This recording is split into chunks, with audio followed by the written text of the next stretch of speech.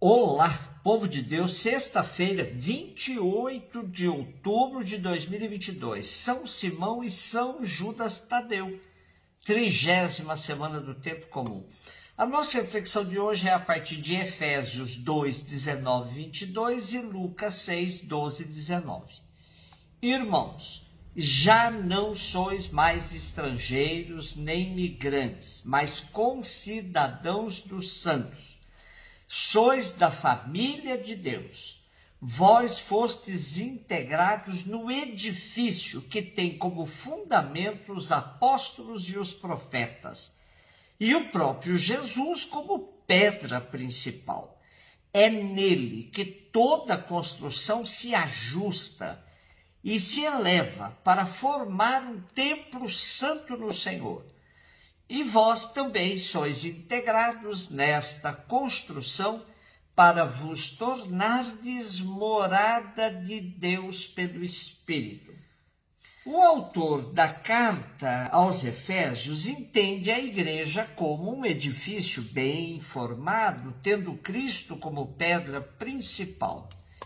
Essa pedra dá a amarração de todo o edifício, como a chamada pedra angular na arquitetura da época.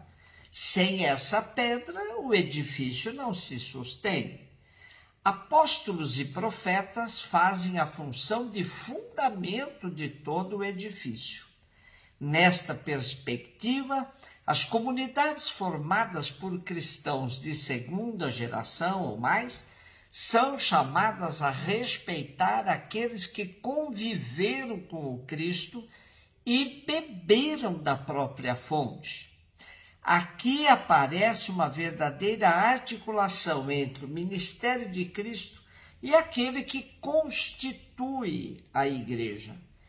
Essa unidade garante também a unidade de todos os cristãos, sejam eles de origem judia ou pagã, que pelo batismo receberam o mesmo Espírito Santo. Essa imagem da igreja como que um grande edifício, um templo santo, morada de Deus no mundo, foi se tornando bastante recorrente na literatura patrística. E na primeira carta de Pedro também temos uma referência a essa metáfora, dizendo que os cristãos são pedras vivas deste edifício espiritual que é a igreja. Lucas 6, 12 e 19. Jesus foi à montanha para rezar e passou a noite toda em oração a Deus. Ao amanhecer, chamou seus discípulos e escolheu 12 dentre eles, aos quais deu o nome de apóstolos. Simão, a quem impôs o nome de Pedro, e seu irmão André, Tiago e João, Filipe e Bartolomeu, Mateus e Tomé, Tiago, filho de Alfeu, e Simão, chamado Zelota, Judas, filho de Tiago, e Judas Iscariotes, aquele que se tornou traidor. Jesus desceu da montanha com eles e parou num lugar plano. Ali estavam muitos dos seus discípulos e grande multidão de gente de toda a Judéia, Jerusalém, do litoral de Tiro e Sidônia. Vieram para ouvir Jesus e serem curados de suas doenças. E aqueles que estavam atormentados por espíritos maus também foram curados. A multidão toda procurava tocar em Jesus, porque uma força saía dele e curava a todos. A escolha dos 12, segundo Lucas, é fruto de uma noite de oração em que Jesus passa em sintonia com o Pai. Primeiramente, Jesus os chama para si, para conviverem com ele.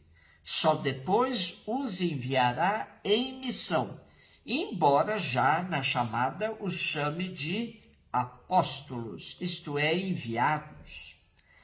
Pois, de fato, essa era a intenção do projeto de Jesus. formar uma comunidade de discípulos missionários, percebemos que há dois espaços na narrativa de Lucas: a montanha, lugar da oração e do chamamento; plano, lugar da aglomeração popular e missão. Assim, o Colégio dos 12, fundado por Jesus, já desde o início, tem contato com a multidão e participa da missão de Jesus, resgatando as pessoas de seus males físicos e espirituais.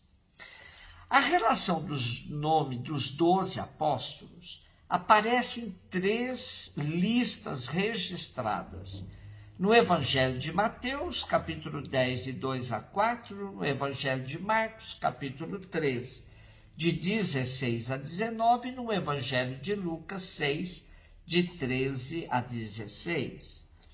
O Evangelho de João não fornece uma lista com o nome dos apóstolos, mas os menciona ao longo de sua narrativa.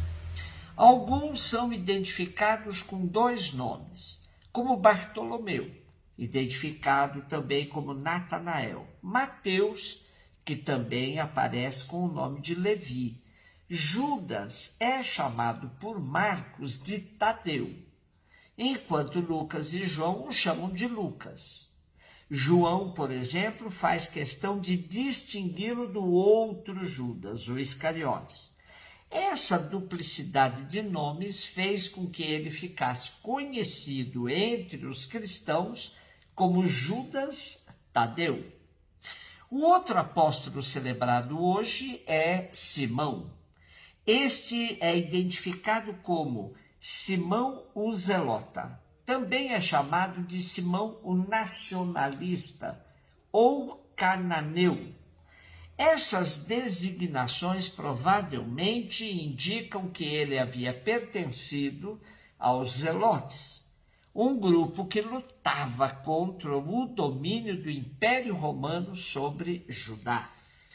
Celebrar a festa de 2 apóstolos, ainda que não tenhamos muitos detalhes de suas atuações, nos leva a pensar que Jesus continua chamando pessoas para serem seus discípulos missionários, anunciadores do reino. Faz-se urgente uma revisão séria e profunda de nossos métodos evangelizadores. Os recentes ataques que padres e bispos vêm sofrendo até durante as celebrações, da parte de quem não aceita uma interpretação situada e crítica do Evangelho, deixa claro que não demos conta de formar com profundidade o povo católico. Chegamos ao absurdo do cardeal de São Paulo ser atacado e chamado de comunista por causa de sua vestimenta vermelha. Ora, será que os católicos não sabem que os cardeais são também chamados de purpurados, exatamente por causa da cor de suas vestes? Pior ainda é o cardeal ter de explicar que falar dos pobres não é se identificar com o comunista, mas ser fiel ao Evangelho. Precisamos urgentemente voltar a Jesus e ao seu Evangelho. Assim, quem não se identificar com os atuais discípulos missionários de Jesus, saberão que estão rejeitando não os apóstolos de hoje, mas sim o próprio Cristo e suas palavras. Um beijo no seu coração.